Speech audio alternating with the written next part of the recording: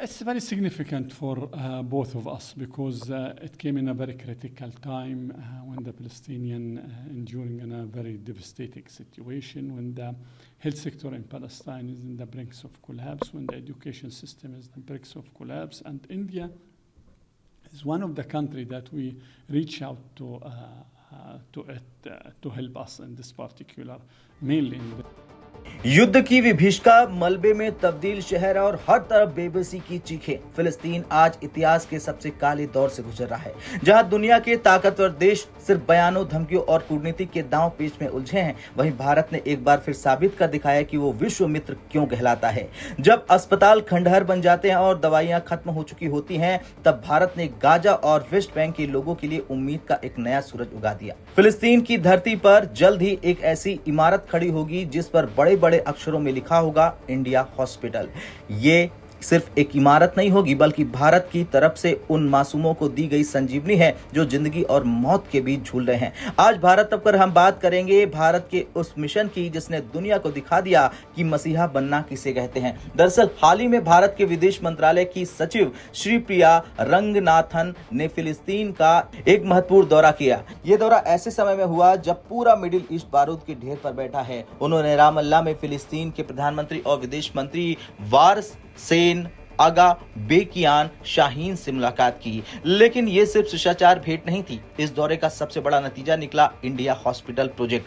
West Bank में इस अस्पताल को बनाने और इसे जल्द से जल्द शुरू करने के लिए सभी आधिकारिक कागजों पर हस्ताक्षर कर दिए गए हैं। भारत सरकार ने न केवल फंड बल्कि तकनीक और विशेषज्ञता का भी आश्वासन दिया है। यह प्रोजेक्ट उस दोस्ती की मिसाल है जो दशकों पुरानी है, लेकिन आज सबसे कठिन समय में अपनी चमक ये बिखेर रही है। भारत में फिलिस्तीन के राजदूत अब्दुल्ला एम अबू शावेस ने जो कहा वो हर भारतीय का सिर गर्व से ऊंचा कर देगा। उन्होंने कहा कि संकट के इस दौर में जब स्वास्थ्य व्यवस्था पूरी तरह चरमरा गई है, तब भारत ने न केवल हमारी बात सुनी बल्कि तुरंत कदम भी उठाए। अब उन्होंने क्या कुछ कहा, आप पूरा सुनिए, पूरी बाइट लगा। Yeah, it's very significant for both of us because it came in a very critical time when the Palestinian enduring in a very devastating situation, when the health sector in Palestine is in the brink of collapse, when the education system is in the brink of collapse, and India is one of the countries that we reach out to help us in this particular, mainly in these two sectors. India yesterday finalized the paperwork regarding the building a new hospital in West Bank, and I'm pretty sure that very soon we will start the implementation of this project in the ground, not in a theoretical level, in a practical level. India also promised to have or to establish a vocational training center in Palestine, and I hope that very soon this will be implemented. This project will be running and will be started in Palestine, and this will help the Palestinian people. But on the other side, we, the Palestinians, have a lot of relative advantages, and I said it in the press statement, press conference itself, and I use this opportunity through your very respected screen to say that we, the Palestinians, will educate people. 97.3% is the literacy rate in Palestine. We have a lot of relative advantages, especially when it came to the agriculture sector. We can help and we can do something very significant and a game changer, changing. I mean, in the citrus sector, in the agriculture citrus sector, we can do something very significant. We have the Jaffa trademark, and anyone just to Google Jaffa trademark, it's a citrus, orange. It was there more than 140 years ago. We are well expert in planting the palm trees. We are well expert also in planting the olive tree and the modern agriculture. I mean the greenhouses agriculture. We are well expert in this regard, and I hope that we will do something. We can transfer this technology to India if we have the opportunity to do so. No, regarding the hospital, I already mentioned that. I already said that yesterday we finalized, India and Palestine finalized the paperwork. Regarding the artificial limbs, I already discussed this issue with the government of India through the Minister of Foreign Affairs, my counterpart, I mean there. And I hope that very soon we will be able to do something very significant. In Gaza, there are, we have more, unfortunately, there are more than 5,000. This is the very initial statistics talking about more than 5,000 people whom was amputated and in a desperate need for artificial limbs and legs and other. India is saying very clear in this regard, or Indian position is very clear.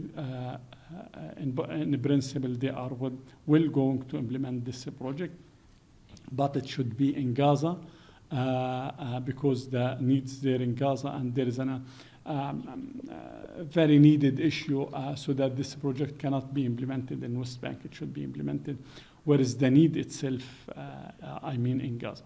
And I hope that in the day after the war, India will be with us, and I'm pretty sure India will be with us in Gaza. अब आपने सुन लिया राजदूत का बयान, तो चलिए अब जानते हैं क्यों जरूरी है भारत का ये हॉस्पिटल वाला कदम। इसे समझने के लिए हमें फिलिस्तीन के मौजूदा हालात देखने होंगे।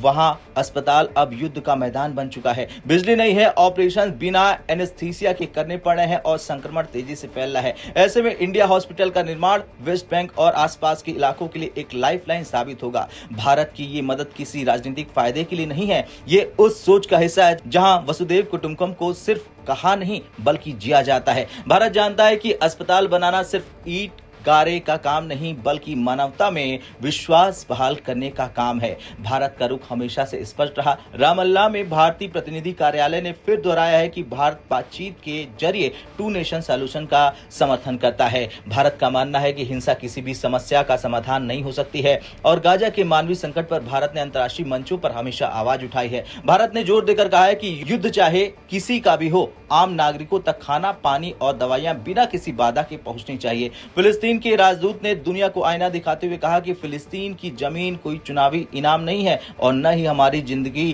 किसी चुनाव के वोट हैं। उनकी इस अपील के बीच भारत का मानवीय सहारा उनके अस्तित्व की रक्षा कर रहा है। ये पहली बार नहीं है, चाहे तुर्की का भूकंप हो, यूक्रेन में जंग हो या फिलिस्तीन की बदहाली, भारत ने हमेशा खुद को दुनिया के सामने एक जिम्मेदार शक्ति के रूप में पेश किया। वेस्ट बैंक में इंडिया हॉस्पिटल का बनना भारत की सॉफ्ट पावर का वो चेहरा है जो पश्चिमी देशों के प्रोपेगेंडा से कहीं ऊपर है। भारत दिखा रहा है कि आप अपनी संप्रभुता और कूटनीति को संतुलित रखते हुए भी पीड़ित पक्ष की मदद कर सकते हैं। जहां कई देश हथियारों की सप्लाई में व्यस्त हैं, वहां भारत ने हॉस्पिटल और मेडिकल सप्लाई को अपनी प्राथमिकता बनाया है। खैर, फिलिस्तीन की धरती पर जब इंडिया हॉस्पिटल की नींव रखी जाएगी तो वो सिर्फ सीमेंट की नींव नहीं होगी बल्कि वो उस भरोसे की नींव होगी जो एक दोस्त ने दूसरे दोस्त को दिया है। बदहाली के उस अंधेरे में भारत की ये मदद वाकई एक उम्मीद की किरण है और फिलिस्तीन के राजदूत के शब्द हैं, भारत कभी अपने दोस्तों का हाथ नहीं छोड़ता है और आज पूरा फिलिस्तीन भारत की इस दरियादिली का कायल है। अब आपसे सवाल, आपको क्या लगता है, क्या अंतर्राष्ट्रीय संकट के बीच भारत का ये कदम दुनिया के लिए नया संदेश है? क्या भारत ने फिलिस्तीन में अस्पताल खोलने का फैसला सही लिया है? हाँ या ना में कमेंट करके अपनी राय जरूर दें। जय हिंद।